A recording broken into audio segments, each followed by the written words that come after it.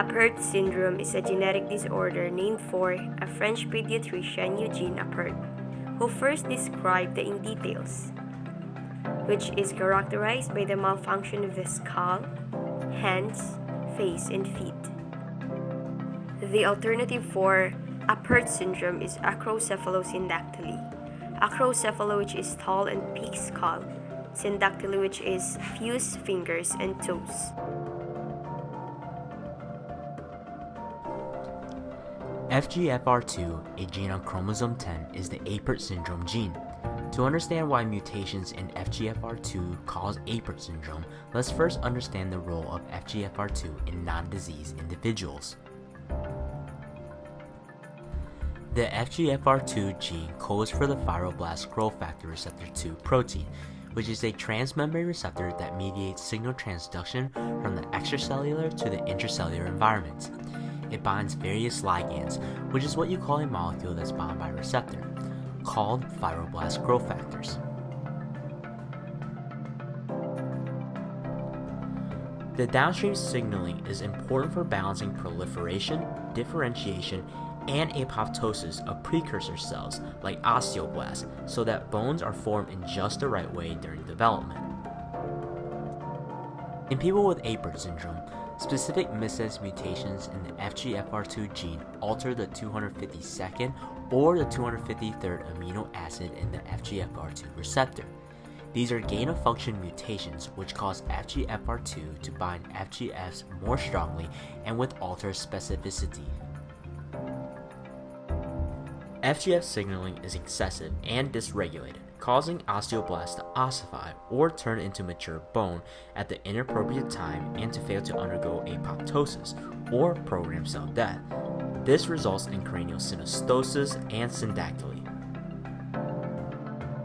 People with Apert syndrome typically have a distinctive pointed head and high broad forehead, syndactyly of fingers and toes, sunken appearance in the middle of the face or the mid-face hypoplasia, big nose and wrinkled forehead, cleft palate, missing teeth, irregular tooth or crowded teeth, cranial synostosis or the premature closure of the bones of the skull, bulging eyes or the exophthalmos, and wide-set eyes or the hypertelorism. Apert syndrome also have complications such as vision problems, hearing loss, difficulty breathing, slower learning, and short stature.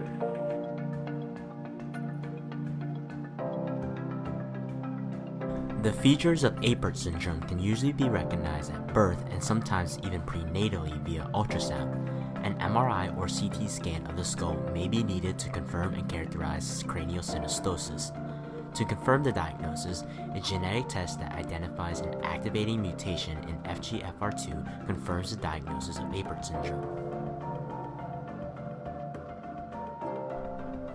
The main conditions in the differential diagnosis of Apert syndrome are the other cranial synostosis syndromes, which include Crouzon syndrome, Pfeiffer syndrome, and others.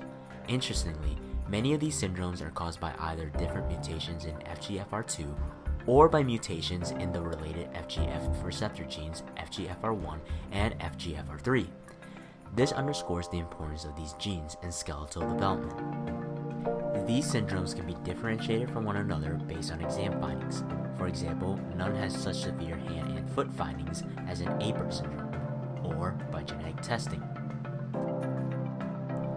Unfortunately, there's currently no overall cure for Apert syndrome. The main interventions are surgical. When it comes to skull surgeries, the main goals are to allow the brain to grow, to minimize proptosis, and to improve cosmetic appearance. Key procedures include posterior cranial vault distraction, where the furthest back part of the skull is separated and pushed away to make more room inside, frontal orbital advancement, in which the bones of the forehead and brow are separated from the rest of the skull and move forward, and Lefort 3 osteotomy, where the bones of the midface are pulled forward.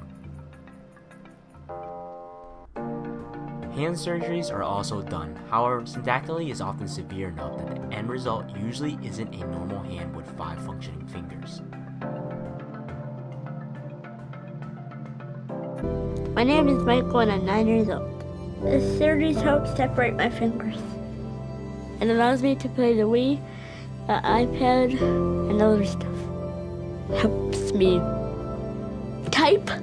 Every surgery comes with a new advantage for Michael. Whether it's being able to use his fingers better, whether it's been able to eat, breathe, talk, scream, yell, whatever he wants, he can do it better due to his surgeries. We try and talk with him before each surgery and explain to him, this is why we're doing this. We want you to be able to breathe better. We want you to be able to speak better. We want you to be able to do everything better, and this is why we're doing it. He's never been fearful of any of his surgeries. He's always been very optimistic. Gillette has helped me by making my brain grow, separating my fingers,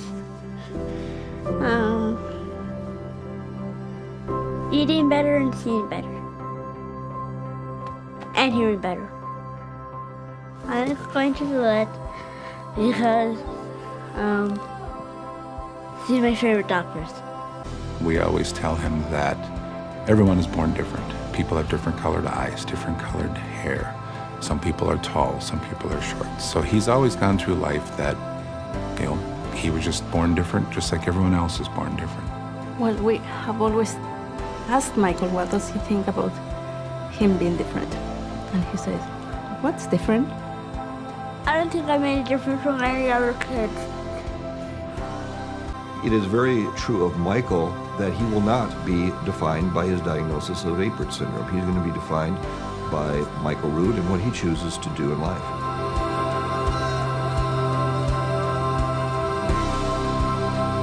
Our hopes and dreams for Michael are to just live life to the fullest and just enjoy life. Just be happy, and that is our hope for him, to not be labeled as different, to not be labeled due to his syndrome, to just live life the best he can, and he's doing it.